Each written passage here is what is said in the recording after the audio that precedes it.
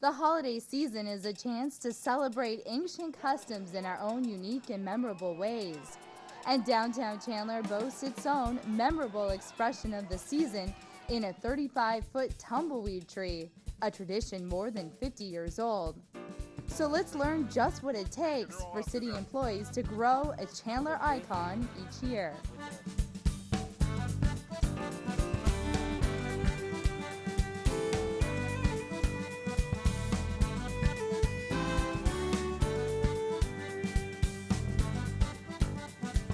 So what makes the perfect tumbleweed tree? Why, gathering the perfect tumbleweeds, of course. Just ask Chandler employee Winston Williams.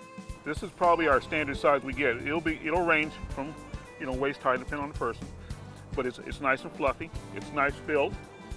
It covers. Winston knows tumbleweeds. He's worked behind the scenes doing this job for years. He could tell you stories.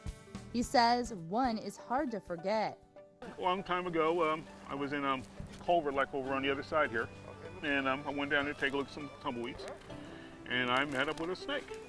We have an unspoken law. They leave me alone, I leave them alone. I go my way, they go theirs, and we both went the other way. But it's never stopped him from doing what he loves. He says it feels good to know he makes a difference in Chandler. And he's not alone. Marcos and Lupe are the other members of the crew and feel the same way.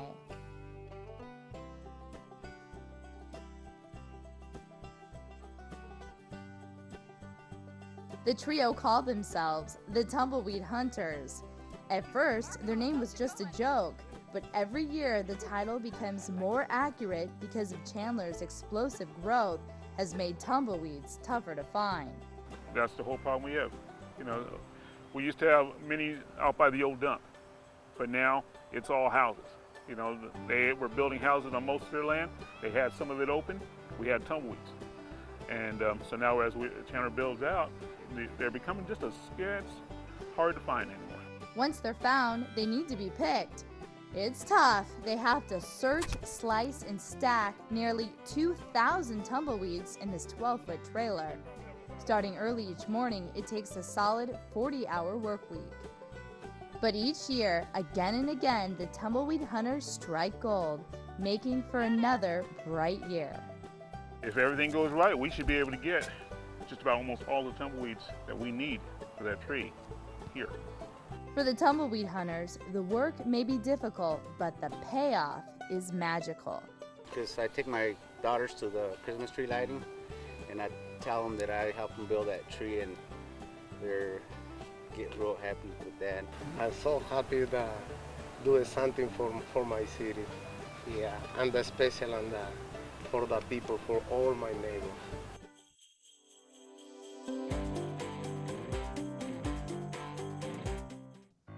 On the surface, the tree is a weave of wire and weeds, but Russ Lassie knows the major ingredients are teamwork, dedication, and passion. I think it's more of a pride thing. Yeah, like I say, at the end of the day, you want it to look good. It's one of the signature events for Chandler. And it's always special. Everyone looks forward to it and remembers it each year. Employees past and present, and residents young and old. Now time to get to work building the frame. First, they raise the center pole and run cables vertically tied to the bottom ring. The idea is to create a cone shape using the cable. Rob, do you have chicken wire? That's the next step. They cut chicken wire into 30-foot pieces. Plastic ties are used to attach the wire to form the shape of the tree.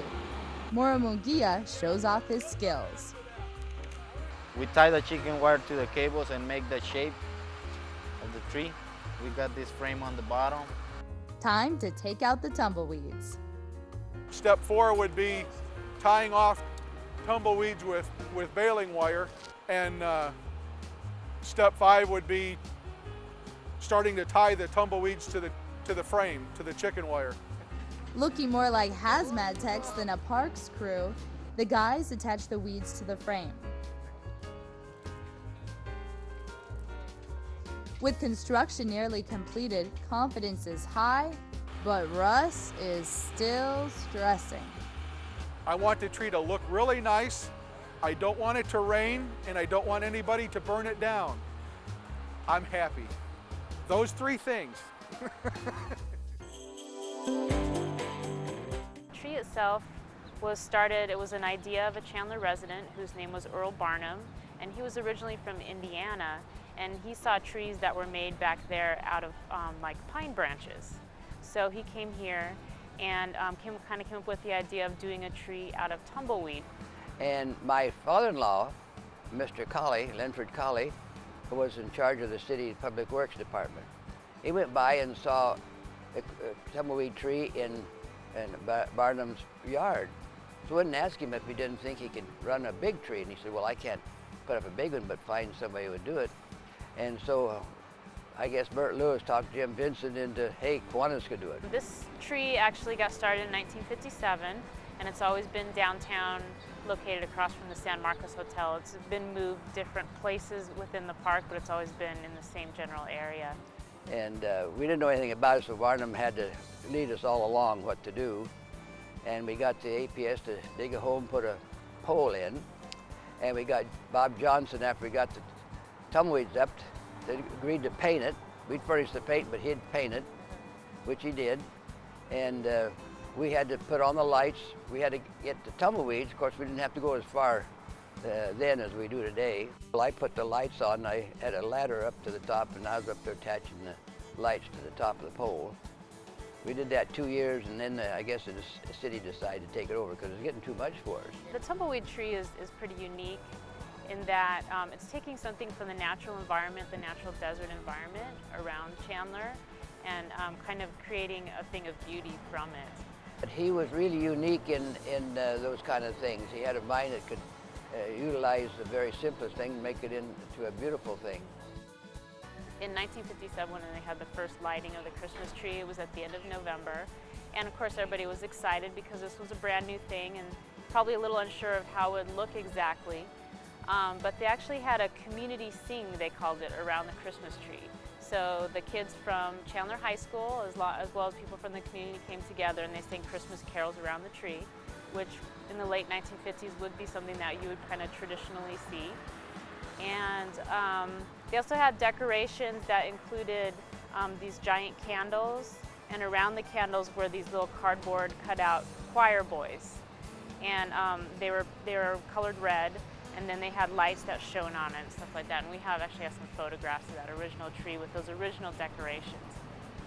Well, I grew up in town. I came out here with my family when I was 6, so I knew about it at an early age, probably back in 60, 59 is when I arrived here, and family used to come down and enjoy it then. 3 years after I started here, Public Works was still building the tree, and they needed parks employees to help them. So we'd volunteer and we'd go down and assist, and the first time I think I worked on it was 1978 with our streets crew. The parks crew worked real hard on the ones when I first started, but they perfected the art as the years have gone by. When I first started in '78 with the streets department, it looked more like a haystack. And I started to say, this is not right. Now it's really worked into a nice looking tree, and when the lights get on, it's special. So we've been doing it now 26 years in a row. And so we started those improvements in, playing with it and experimenting and actually getting comments back from people. And what you see today is trial and error. One of the things that makes the tree special is just the amount of community effort that has gone into the tree every year. Every year they've had either a volunteer group such as the Kiwanis group or the city took it over. And they have a dedicated staff every year, and they really enjoy it. I mean, it's something that they feel really proud about. And I think even though they're city staff now that do it, and before it was the community that did, I think that same sense of pride in the city is shown through the tumbleweed tree. It's the one chance of the year that the guys that you don't see much get an opportunity to get some exposure and maybe get their picture in the paper or get some TV coverage. So it's kind of special from that standpoint. I did several cost summaries. There's probably 1,000 hours of labor or so that really goes into it, things. But that's the mechanics. So the city of Chandler sponsors something that's it's fairly costly to do this, but they do it out of the love of their heart for the children and families and citizens of town. And it's grown into a very neat event, and I think it's one of the signature events that Chandler has. Not many other places can say they have a tumbleweed tree. We never even had the wildest imagination it would be such a calling card for Chandler that it turned out to be. Man, it's all over. I know that over the years, the tumbleweed tree has been featured in different prominent national magazines like Life magazine, National Geographic, and even in other countries and other newspapers, people have found it an oddity, and so they've featured it in their newspaper. So it's achieved some international fame. a lady from Europe, London, I believe, had never seen a tumbleweed, and she was so fascinated with it that she actually boxed it up and mailed one home to, I believe, show her family. And I thought that was strange, you know, and it's unique. So, but we've seen several things, and a lot of people from a lot of places are really enthused when they come out and see it. But mostly, I think at a local level, people come and they take photographs, you know, with their kids and their family in front of the tree, and it just becomes a special tradition for the community. It's all about family, and my kids grew it up. They lived in Chandler most of their lives, and especially when they were small, they thought Santa Claus came on a fire truck.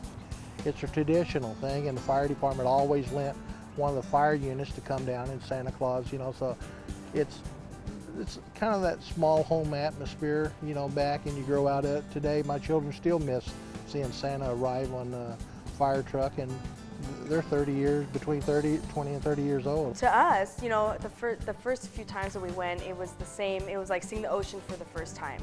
I mean, and it's exciting for a child. It's very exciting to, you know, see all these other people, and all the other children are excited. I think it's one of the events that has withstood time and will continue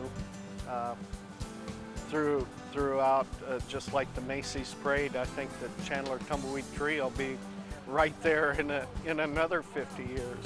I'm very happy to be a part of that, you know, and of course that's what makes it worthwhile working for Chandler anyway, because they do care about the community, and I think that's one of the best things that we have in our community is that, and people recognize, and I think that's the reason we've been one of the top growing cities for the past several years, is that it's a great place to live because people do care about what's going on around you.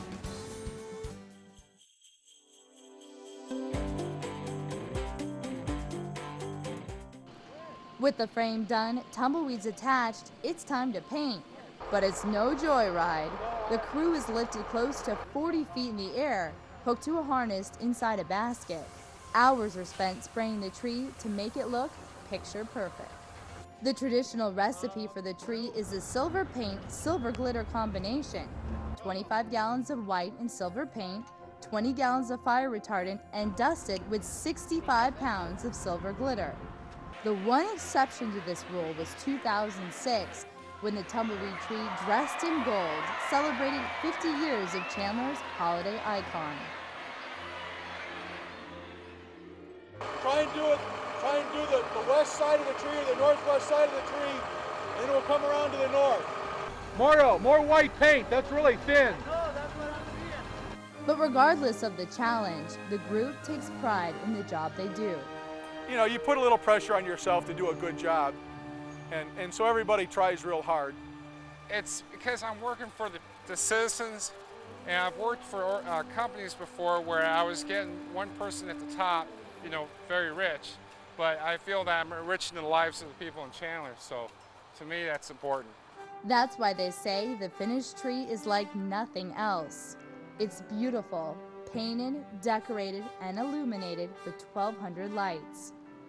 But the real beauty of the tumbleweed tree is seen in the faces of the people who gather each year to share in Chandler's unique holiday tradition.